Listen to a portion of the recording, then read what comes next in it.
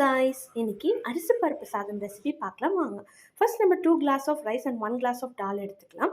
நான் மைசூர் டால் தான் எடுத்துக்கிட்டேன். இதை நல்லா வாஷ் பண்ணிவிட்டு வாட்டர் ஆட் பண்ணி ½ அன் ஹவர் சோக் பண்ண விட்டுடலாம். இந்த சைடு நம்ம ரைஸ் தாளிக்க வெங்காயம், தக்காளி, பச்சை மிளகாய், பூண்டு, கருவேப்பிலை, கொத்தமல்லி எடுத்து வச்சுக்கலாம். இப்போ வாங்க ரைஸை தாளிச்சிடலாம். ஒரு கடாயில் ஆயில் விட்டு கடுகு வெடிச்சோன்னா ஜீரகம் சேர்த்துக்கலாம்.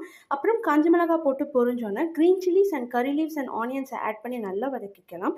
அப்புறம் கட் பண்ண கார்லிக்கை ஆட் பண்ணி வதக்கி டர்மரிக் பவுடர் சேர்த்துக்கலாம். அப்புறம் டொமேட்டோஸை ஆட் பண்ணி வதக்கிட்டு பெருங்காயம் தூள், மசாலா தூள், சாம்பார் தூள், காரத்தூள், அப்புறம் உப்பு ஆட் பண்ணி மிக்ஸ் பண்ணிக்கலாம். இப்போ வாட்டர் சேர்த்துக்கலாம். நான் 3 கிளாஸ் ஆஃப் ரைஸ் அண்ட் தாலுக்கு 5 கிளாஸ் ஆஃப் வாட்டர் சேர்த்துக்கிட்டேன்.